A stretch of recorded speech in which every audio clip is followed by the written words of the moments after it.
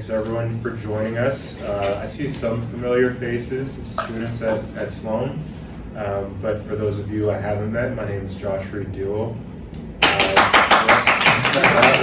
was in Bill's class. I was also a Legatum fellow. I graduated from Sloan in 2020, which was an interesting time to graduate, but felt fortunate to have peers in the Legatum Center as support systems. But I'm thrilled to be here with all of you today. I haven't been to the Trust Center in maybe 2 years. We've been crying every day. Yeah, I'm sure you have. But I'd just like to quickly introduce our guests this evening. We have Elizabeth and Seth with us tonight. They are the co-authors of The New Builders, and we are going to be discussing a shifting entrepreneurship narrative.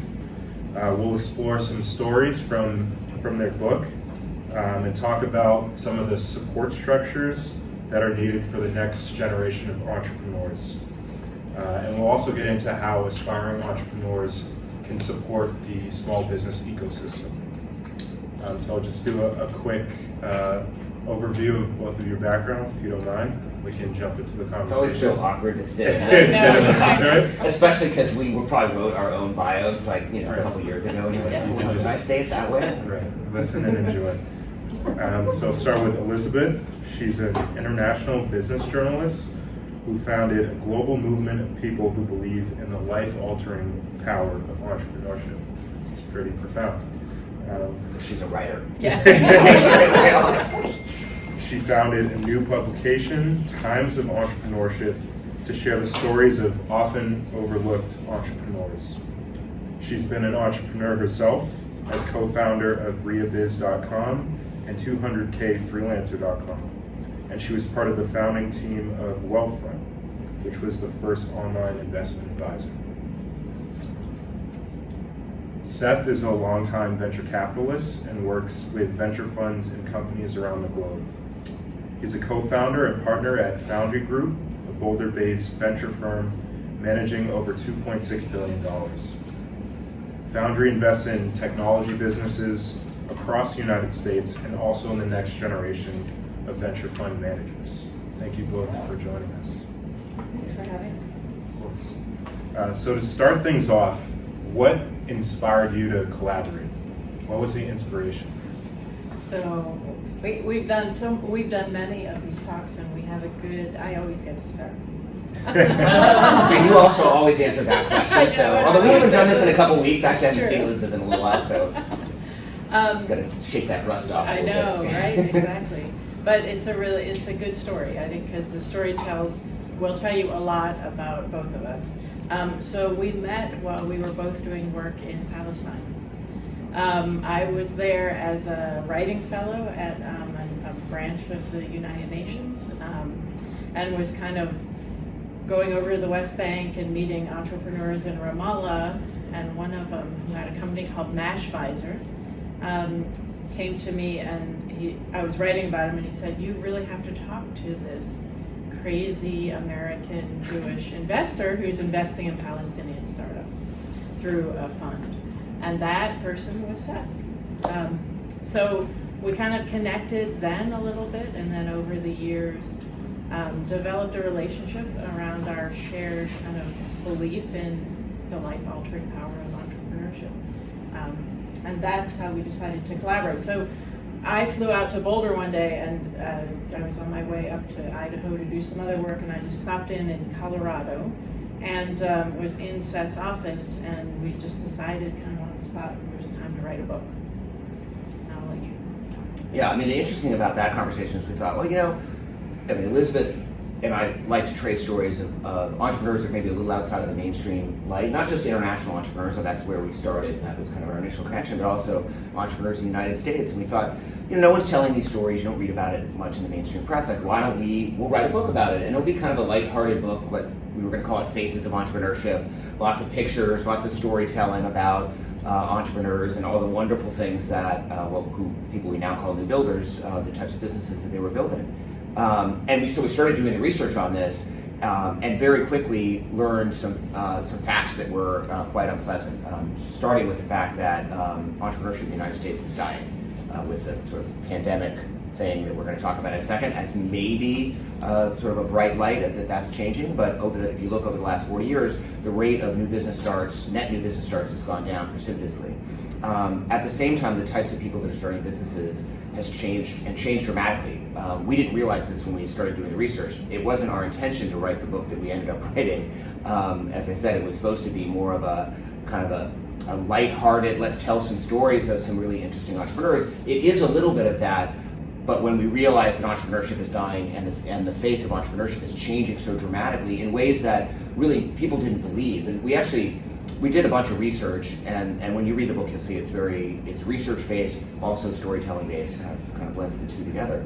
But we took some of the early research before we had written anything to our friends, to my peers in venture, to Elizabeth's peers in business and writing, and said, hey, here's what we've learned, like, what do you think? And everyone said pretty much unanimously and ubiquitously, we think you're wrong. And we said, no, like, here are the data, like, the data aren't wrong.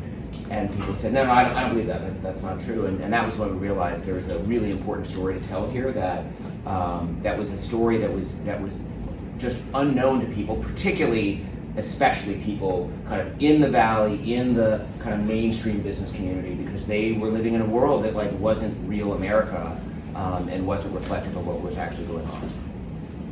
Can you both tell us a little bit more about the communities that you encountered, the people that you talked to, their stories, and some of the things that stuck out to you, aside from some of these revelations during a pretty difficult time in you changing the narrative of what you were going to write in the story?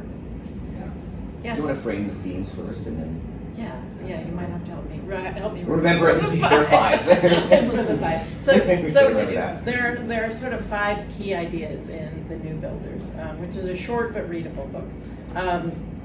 And the first one Seth already mentioned, which is that entrepreneurship in the United States is in a state of profound decline. If you really look at the number of business starts and also the age of businesses on average is going up by a lot. And the second one he also suggested is the complexion of the new entrepreneurs is changing. It's today mostly women and people of color who are starting the vast majority of small businesses, in the country, right? Every business starts out a small business, a startup. The third thing, which is maybe the reason the first 2 are not really well recognized, is that the word entrepreneurship has really been overtaken by a particular definition, which is fast growth, high tech, and because of the kind of structure, I would say the patriarchal structure of our economy, those hugely winning businesses tend to be started and succeeded by white men. And so that narrative is overwhelmingly just kind of casting into the shade both the reality and the prospects for the people who are actually starting most of the businesses. So that's the first 3. The fourth one is? Fourth one is, well, you combined 3 and 4. The fourth one is growth, and this growth mindset is overtaking our view of entrepreneurship, where we don't value businesses that are small and that might stay somewhat small. We only want to talk about really big businesses. My world of venture capital has contributed to this greatly, right? This idea of a unicorn business, which is a company worth over $1 billion. And that's sort of become the measure of success, and that's a really poor measure in many cases of success. And then lastly is just the importance of community, which really kind of ties it back, Josh, to your question. I don't know why this was surprising. It wasn't something I was thinking about a lot, which is funny because we call ourselves a network-driven venture capital firm, and we only talk about community. We're fundraising right now too, so it's like I spend all day, every day talking about this stuff. As it relates to kind of my day job, but as it relates to new builders, the relationship that new builders have with their community is incredibly strong, and it's really powerful, and it's something that's incredibly important to our sort of overall community fabric. And I think one of the reasons that community in the United States is faltering is because there aren't as many new businesses that are kind of the backbones of these communities. And the relationship that you have, if you are many new builder businesses, not all of them, but many of them involve a storefront of some kind. often that's on Main Street or in some sort of storefront area, of course. And the relationship you have to place, because you actually have physical place, you don't just sort of exist in ether or in Zoom, is stronger. And I think that was something that really struck us as we met so many new builders in doing the research for this book. And I should say, we did the research sort of the year before the pandemic. We did the research, so it's kind of starting summer of 2019 through kind of springtime of 2020. We didn't really start writing the book until like kind of May or June of 2020, so right after the pandemic hit. And we talked about the writing process at some point, but we wrote like crazy because it was so clear immediately into the pandemic that new builder businesses were disproportionately affected by COVID-19 and business closures at the time. And so we felt like, oh my gosh, we got to get this out. So we wrote like crazy over the summer essentially of 2020 during COVID. That was kind of like our COVID experience, was writing 5,000 words a week. And if I might just add one thing, because of where we are sitting at MIT, and maybe more in response to Bill's comments, I think that another kind of facet of this that's emerged lately, we talked about it a little bit, is that the lines are really blurring between tech businesses and tech-enabled businesses. And in fact, the research has always shown, the World Bank research shows that you can't tell what a high-growth business, what sector they're going to emerge from. They emerge from all sectors. It's not just software, and it's not just tech. And I think that's going to become more and more true as technology just filters through everything, right? So a focus that like MIT or Stanford might have on tech, quote tech or software, maybe it's time to rethink that. Right, no, I completely agree. Apart from encountering a lot of like mom and pop and Main Street businesses, were there specific sectors that you encountered more than, or specific businesses within certain sectors that you encountered more? Were you seeing trends as you had conversations with folks, or was it kind of just businesses were across the board and kind of diverse in their representation in your book? I mean, they are, but so first of all, we chose to focus on sort of non-tech businesses. They're almost all tech-enabled in some way, but not necessarily companies that would take money from venture capitalists, because that's only 1% of businesses in the country. So we wanted to focus on kind of the 99% of the businesses that we felt were whose stories weren't being told. And so when you look at those businesses, the most common types of businesses that people are starting, I think it's because it relates to people like to start businesses about things they're passionate about.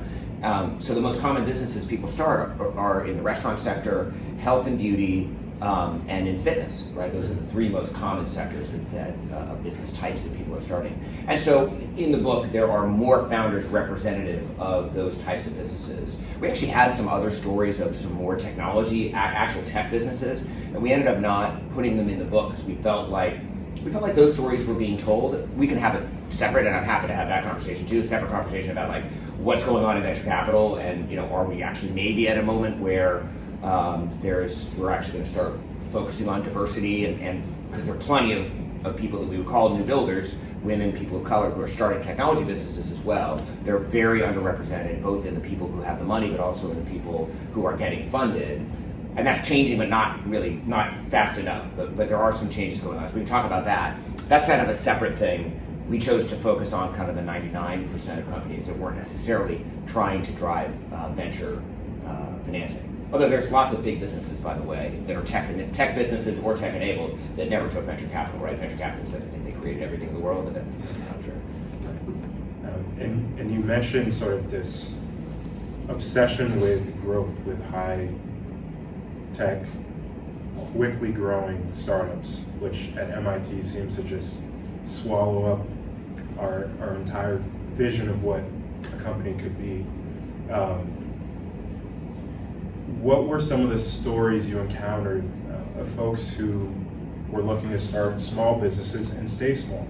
Because oftentimes, I saw this growing up in Boston, you start a small business and the goal is to support your family and to support people in your community. The goal is not to do $1 billion in revenue in 10 years.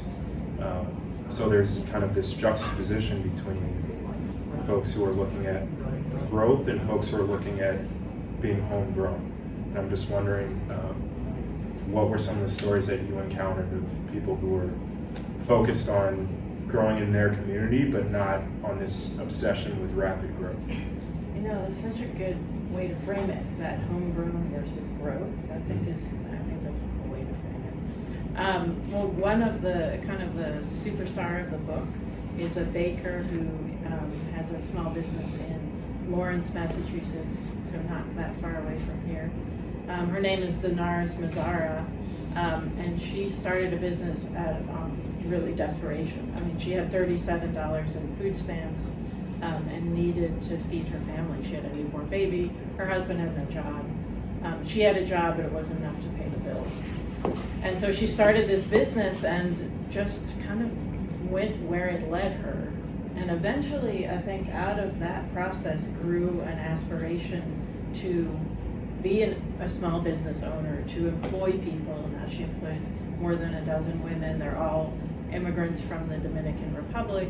It's funny, like when I visited her bakery, she was like, out the back door, that's the ice office right there. But they come by for like the crumbs of her cakes that are so tasty. So she's there being just an integral part of the community. So her aspirations are growing with her success.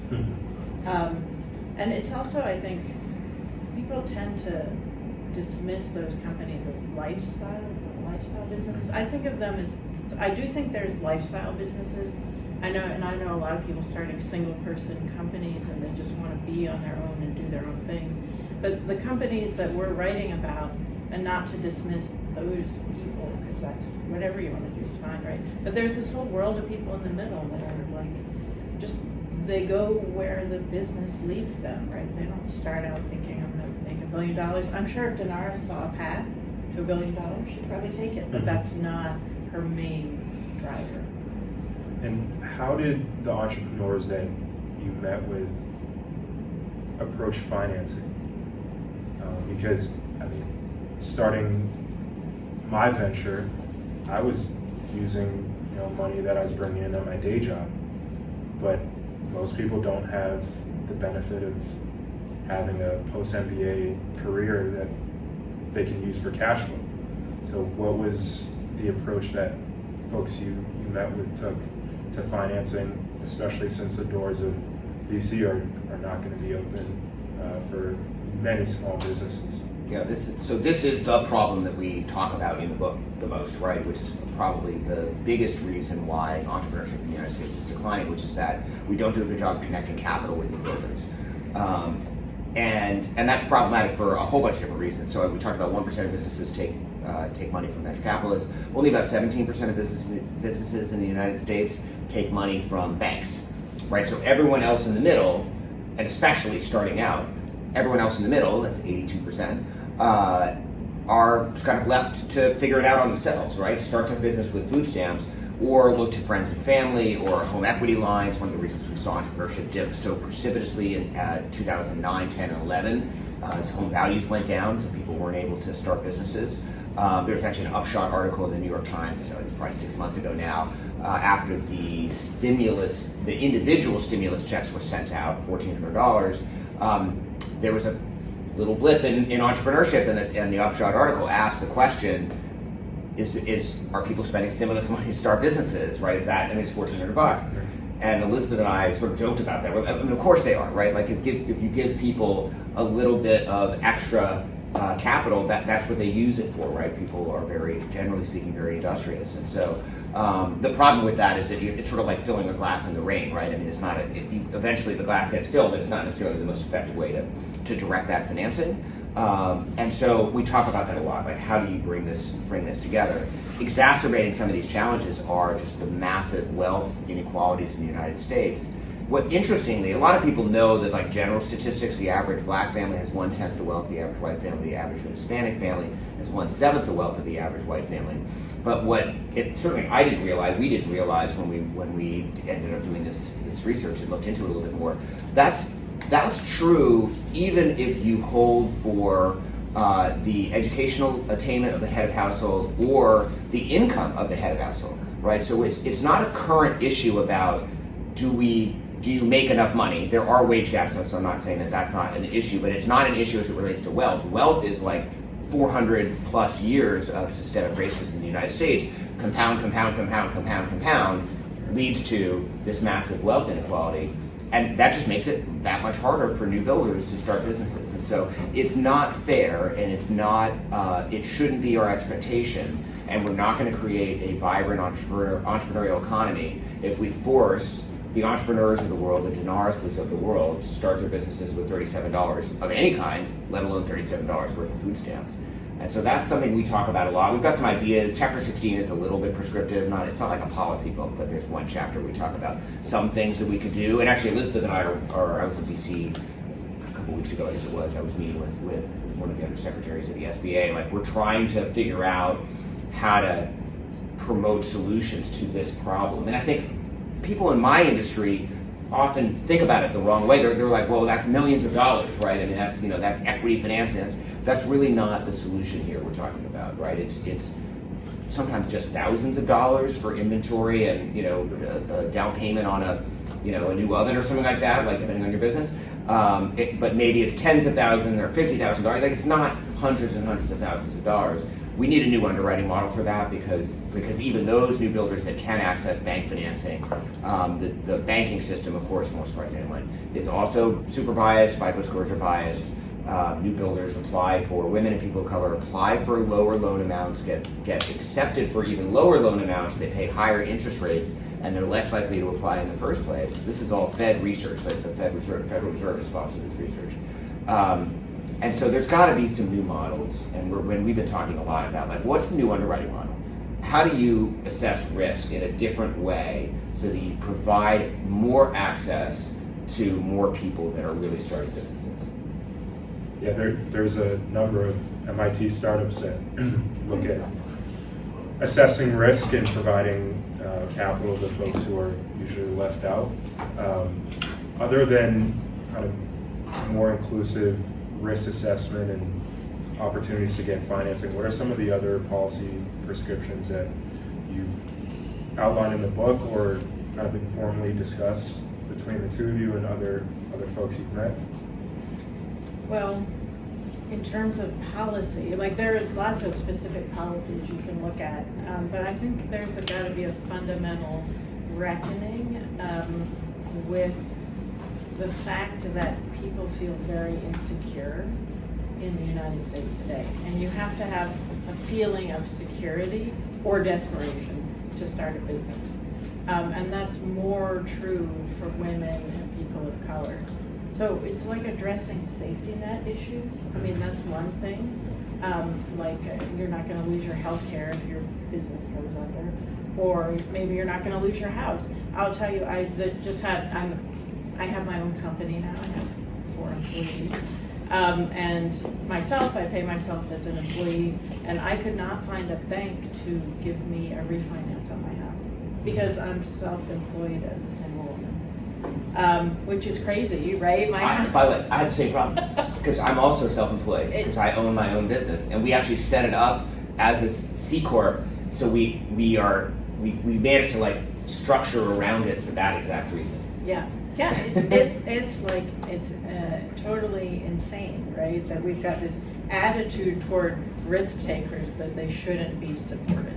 I had this very funny conversation. I was on conservative talk show radio in Denver, which is like proper conservative radio.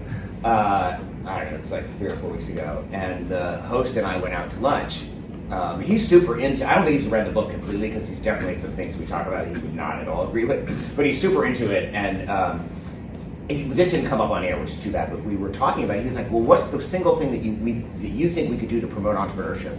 And I said, you're going to love this answer. Universal health care. And he almost choked on his bagel.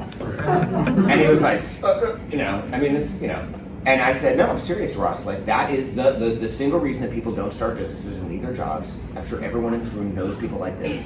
we know tons of people like this, is because they can't afford to lose their healthcare. Why we decided to tie healthcare to, I mean, I know the history of it, so I'm asking a rhetorical question, but why we decided to tie healthcare to employment makes no sense at all. It's crazy. And we ended up actually having a really good conversation about it. He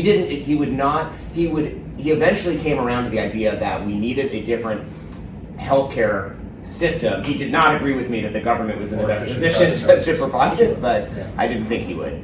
But he did eventually come around because that we actually talk about that a little bit in the book. Like safety net, right? There has to be people who are richer take more risks, and there's studies. We actually cite a couple studies on this, and so. People that and we used to have a better social safety net that allowed people the freedom to fail. And it was something that used to set the United States apart from other countries. I think why so many people from outside the United States came to the US to start businesses, because people not born in the US start businesses at roughly twice the rate of people who were born in the US, is because failure was very much accepted here, and it's not in every other society, although that's changing too. We talk about that in the book.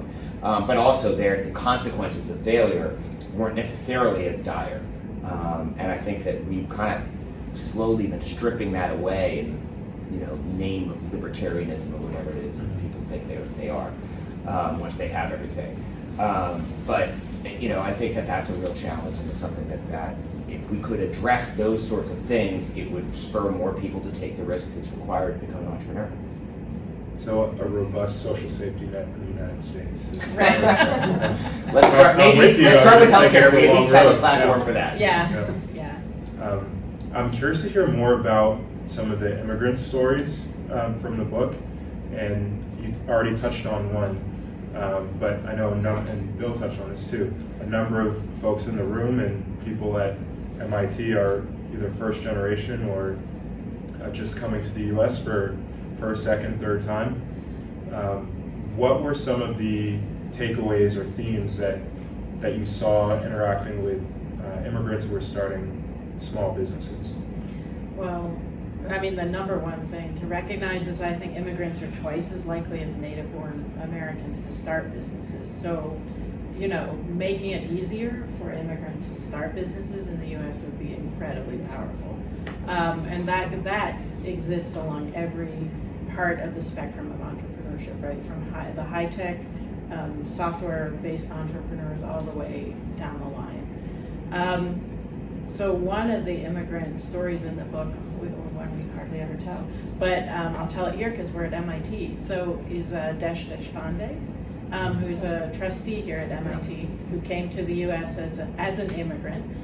Right, he came to study in Canada and then ended up starting a business, selling it. He had a failed business in between, and then ended up starting a number of hugely successful telecom businesses in the 1990s. And he's since gone on, his main occupation now is running a big foundation in India, where he does a lot of work supporting entrepreneurs. But he also founded an organization called E4All, which is actually entirely focused on supporting new builders outside the high-tech economy and people of color and women. And has, I think it's up to 14. It's grown a lot. Yes. Yeah. So they're growing across the country. But he said something really interesting when we were interviewing him, which is he directly addresses kind of the rarefied atmosphere at places like MIT, and talks about how it's filled with people who are really smart in search of problems to solve. And I know this is something that the Legatum Center directly addresses too, right? But the issue is really giving power and support, emotional support and capital and space to people who know what problems need to be solved already. And that's something he really focuses on at E4All. And what I found really profound in what he talks about is this idea that you have to build confidence, especially in a community like the one where Denarius lives, right? Because if you've lived in a place where you've hit so many setbacks and so many disappointments, taking a risk is emotionally just really difficult. So he talks about how it's a long process to support an entrepreneur emotionally to a phase where they can take those risks. lot about what they do in E4All. Yeah. And actually, I mean, another maybe more realistic, maybe not, a policy idea that made me think about is I don't know why we don't just staple a green card to every diploma that gets issued in the United States. Like, I don't care where, I mean, it doesn't make any sense that there's about 1 million students not born in the United States, not U.S. citizens or green card holders, who are studying in the U.S. at any given moment. 65% of, I'm sure I see this every day, 65% of masters in science and technology classes, programs, are foreign students, and it's like 60% of PhD students, right? Like, why we wouldn't just, congratulations on graduating from, pick your place, MIT, and here's a green card, along with your diploma, if you want to stay. Because it turns out, we did another conservative talk show, national radio thing, right, early on when we were starting to promote the book. It was like really weird, and it was really late on the East Coast when we did it, and like callers were asking crazy questions, and in the middle of it, they were drunk. Elizabeth texted me, and she's like, well, she texted me and said, I think everyone's drunk. They were totally. And it was funny. So yeah, someone asked us this question, like, well, isn't the immigrants are the problem, they're taking on the jobs, and we were like, well, actually no, and in fact, immigrants who start businesses create more jobs, or net job creators, not net job takers. So we had to sort of explain that to the conservative listening audience, but anyway, that's something that's worth mentioning, because and that's something that, every once in a while, and I'm not even really talking about startup visa, right? Like, that's something that's really popular in venture. I support it, like, we should totally do that, but that's not really what I'm talking about. Like, I'm talking about something that's a bit more fundamental than that, which is just why we embrace people in the United States to come here and study, and then push them away. And the rules, and I'm sure many people in this room either know someone who's dealt with this or has dealt with it yourself, because you can't really start a business when you're a student, because your H-1B or your e-visa doesn't allow you to do it, and you can't actually take money in. And so there are businesses, I do some work with my own college on this, and we have a lot of international students, and there'll be like two members of the team that are the co-founders of the team, that are U.S. students, and then there's a third, like, shadow co-founder, but they can't technically be a co-founder because then they couldn't have a bank account. Like, what? That makes no sense. Right. I guess we are getting close to question and answer time. No, wait, I want to turn the table and ask you. Yeah, tell us a little bit about your venture before we open it up to questions. Well, it is a small business, and I suspect that's why I'm here. I started. We love you, John. Thank you, I appreciate it. Just because of that. So my venture is called GRIA, which stands for Grown in Africa. It's an African food brand based here in Boston, but we import organic free trade produce from West Africa directly from farmers and our partner distributors, and then sell snacks direct to consumer here. So it's a pretty small, lean business. I haven't launched formally yet. I've just been getting sort of informal feedback from folks, but I've built it from the ground up. The website, the packaging, the branding, everything was kind of the do-it-yourself adventure, thanks to the Legatum Center and all of the resources at MIT. Where can people find the website? It's griafoodco.com. We're going live in the next 2 weeks. Cool. So congratulations. I'm getting close to the end of a very long journey. Many of the things that y'all were talking about hit close to home. I mean, I've gone through all the trials and tribulations of starting a business, all the red tape, the issues with accessing financing if it's not a tech, quick, rapidly growing startup.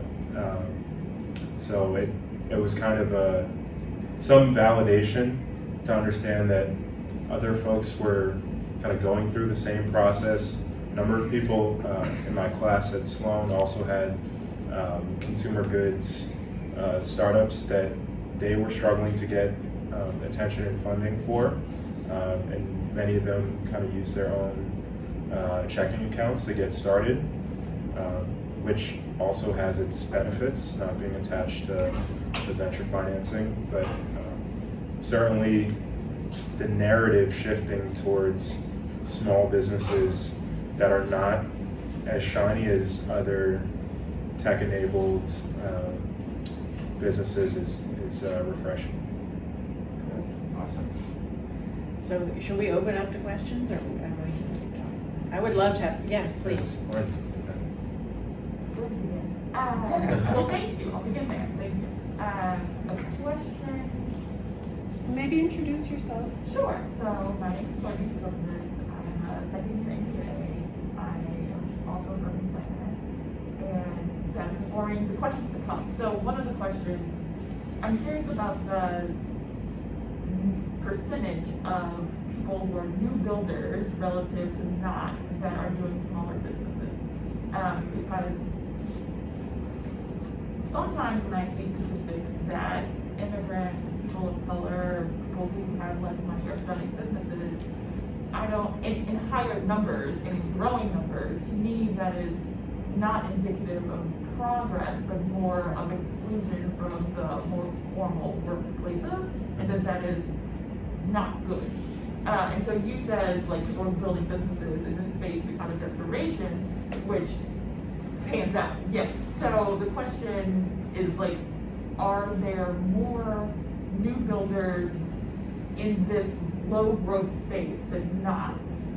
And I think that maybe, and I want to speak for Bill, and like part of the question too when it comes to wealth disparities is like, if people want to start a business, great, but if people are starting it because they don't have another means, or, well, full stop, and like, if that business is going to still produce just a little bit of money rather than so much money that they'll actually be something they can pass on, let's say, then is that still good, like relative to being able to be hired at a company rather than going through the effort and debt to start a company, but it still might not be paid that much. So just trying to hear what you saw in your conversations.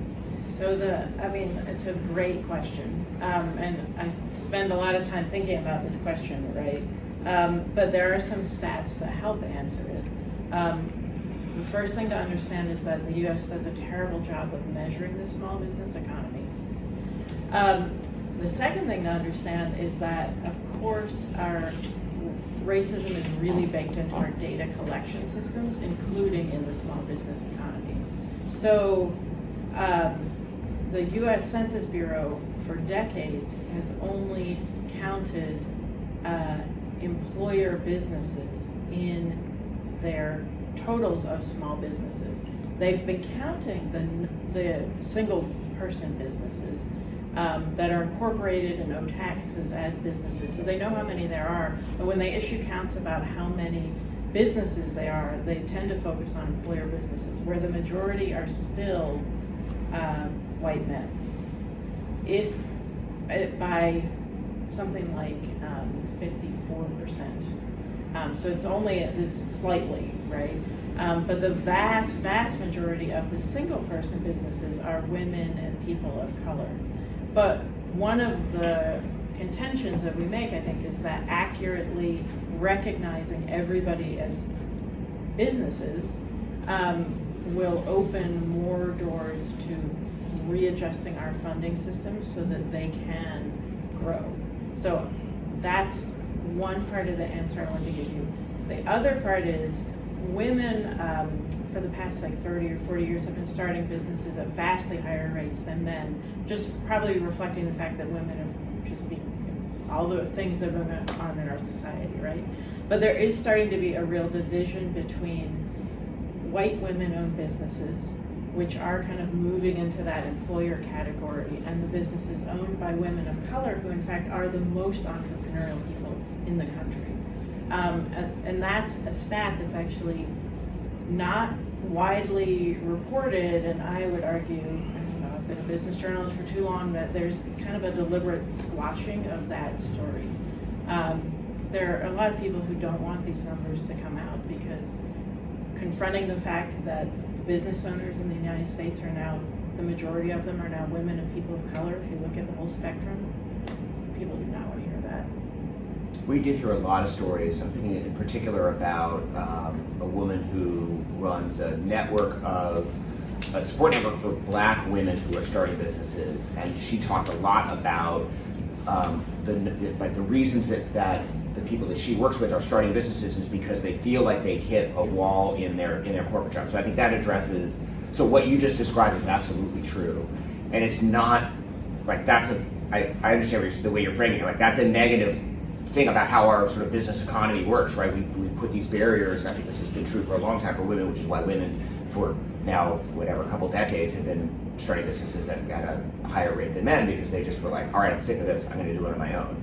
And so the question is, obviously, on the one hand, changing that, but on the other hand, is how do we give women that are black women that are starting businesses more resources, right? The same woman said something to us.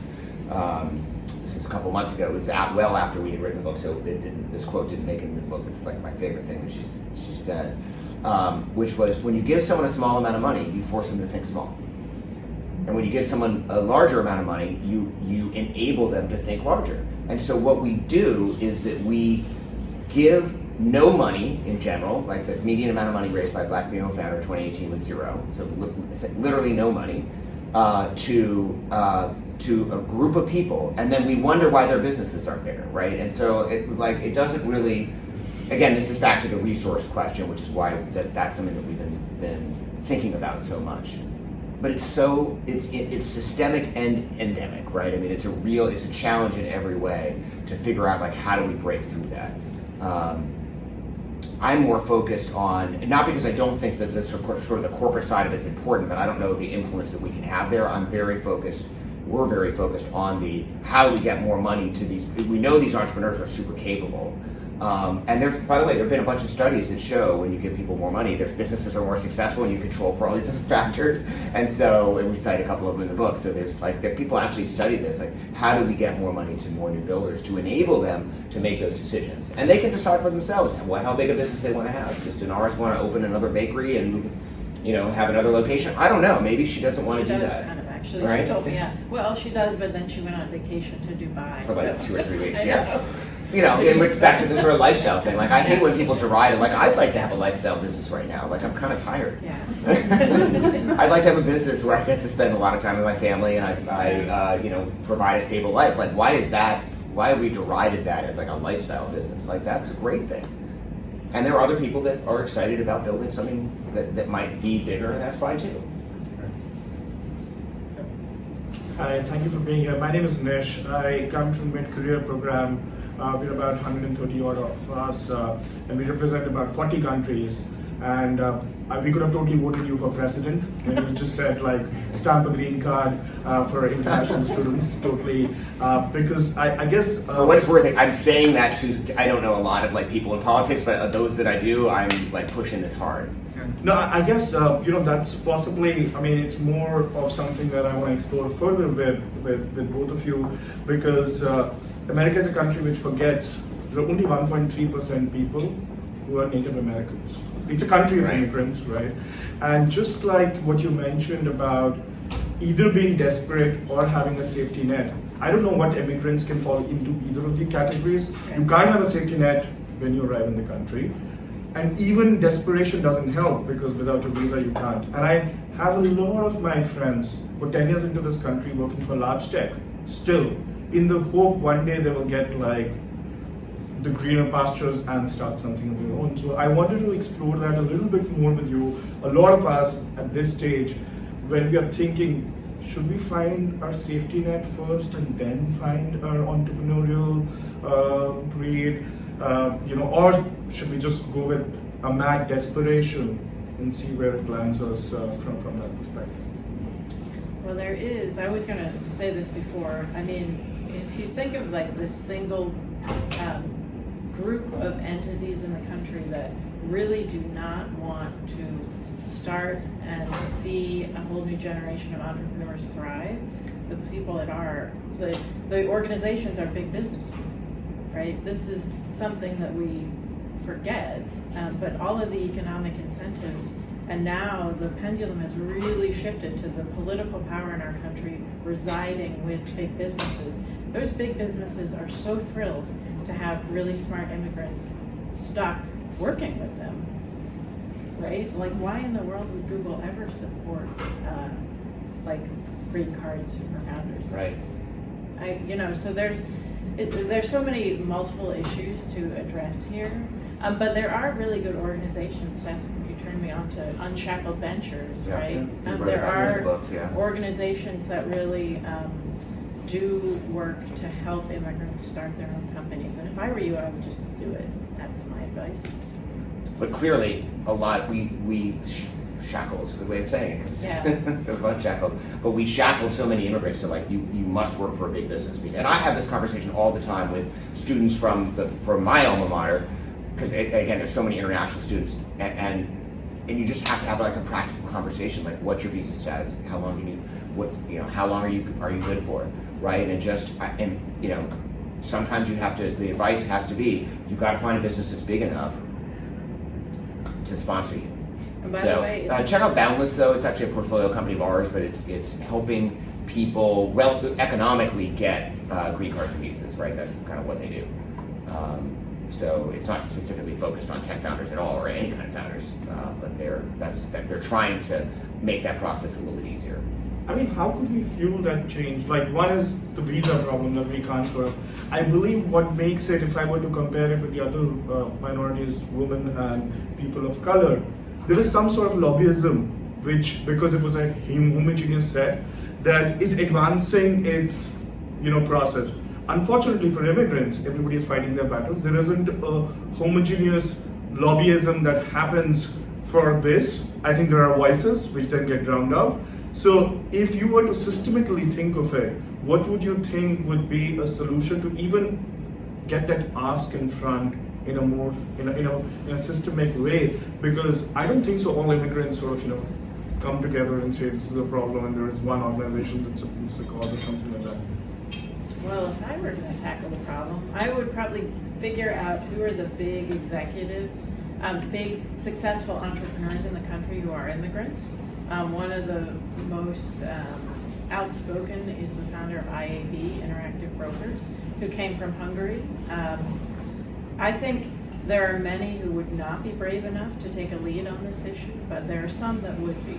So if you put them together in a room. And maybe Desh would be. I mean, what you're describing is the same problem that small businesses have. There's no effective lobbying for small businesses.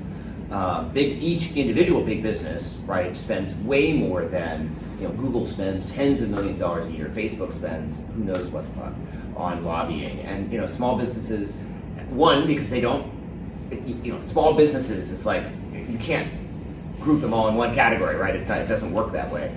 And so one, they don't speak to one voice because they have different priorities and they're all very different. But two, there's no sort of organization that comes together to like represent small businesses. That's why big businesses pay tax rates that are whatever we just raised it to 24%, and small businesses generally pay individual tax rates, so they're paying more than that, right? I mean, that's because no one's out there lobbying for the small business person.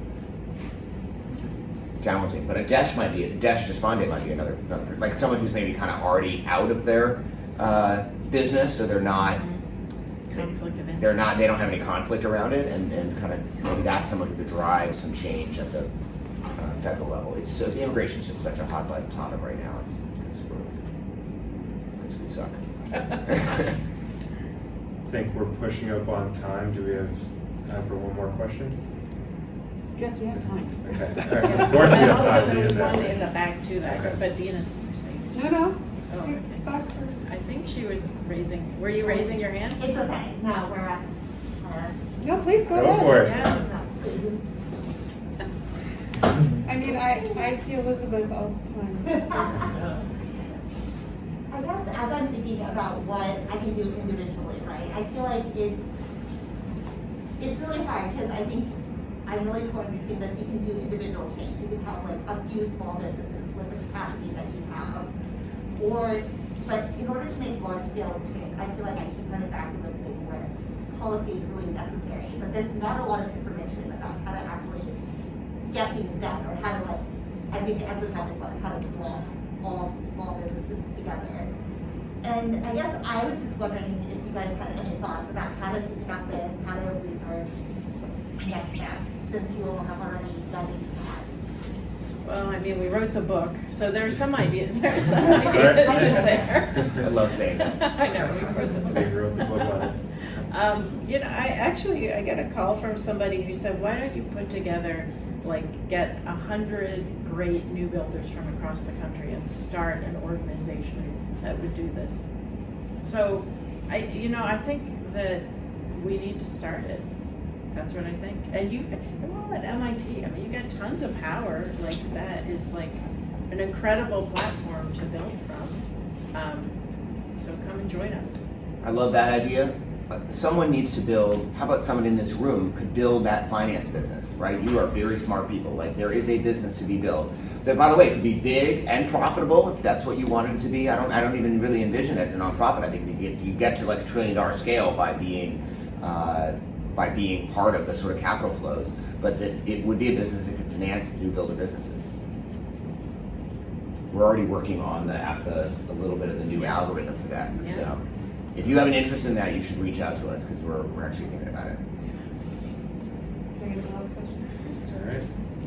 I see some Wrap finger things pointing, up. so someone over there is about to start this business. I mean, because one of my friends from UK, he's actually started similar business, but working on the target is the Sharia compliant kind of demographics in UK, and it is smaller loans and not the high tech ones, but yes. Things Would you send us the name of that? I'd love to learn more about sure. what you're doing. And I'd love to know more If about there's a model that we can copy, Yeah. great, let's take the best parts of that. Eventually, if we ever raise this, if I can get my fund raised and we get going on the new book, then we'll also start this business. We've got it. We're really working on it. Seth, I know you. You're gonna get the fundraise in a month. Let's hope so. Yeah. Gotta get that behind us. Yeah. All right, Dina, you got the floor. Yeah, well, first of all, thank you both for coming. I feel like I had the privilege of being a part of the journey of you both writing the book through Elizabeth. But You were one of the first people to read what we wrote. Yeah. very And exciting. Dina's endorsed it too. Yeah. I have endorsed it. My question, Elizabeth, you've done a lot of work, and also I know Seth, you have too, in emerging markets, and specifically you in the Middle East. It's interesting that I'm here listening to you guys talk today because I think I had to check myself even a little bit that I was drinking a little bit, maybe too much of the MIT Kool-Aid. Because I'm thinking, there's so much focus here on these kind of high growth businesses, but in the markets that I come from, I'm Egyptian, I come from the Middle East, and when we think about the context of Africa, we're beginning to start pushing for only those innovation-driven businesses that are good. And for valid reasons, right? They're the ones that create the jobs in the kind of numbers that we need to see in our markets where we have some of the highest youth unemployment rates in the world, right? So I guess my question is, how are you seeing this translate within growth markets around the world? And I would also love to hear your thoughts, Elizabeth, specifically on women founders in particular, and what your thoughts are on seeing capital really being unlocked to women founders who we know are exponentially on the rise globally, more so in other countries than America, but yet money continues to slowly trickle. Well, there's a lot of answers to that, but I will say that I think way before we wrote the book, a conversation that the two of us had on the fact that when I was reporting around the world, I saw that in the high-tech entrepreneurship movement, I kept running into people who had been born rich. I mean, and it just, it bothers me, right? I'm a journalist and I just don't. I feel like they're our same friends. Yes. I mean, and they're really super nice people, and they are driven by this idea that we need to create big chunks of jobs all at once. But the fundamental unfairness of that is just, not okay. And so I just want to tell you that was a seminal conversation, that we both had made that observation. And I think that the answer is actually that the future is probably going to be reinvented, right? The idea of entrepreneurship will be reinvented in the emerging markets, I believe. I believe some emerging markets are in the U.S. as well. And I think the key is in recognizing that tech, that it's not just about software, right? That tech enabled, that there are high growth businesses that can be started across a wide spectrum.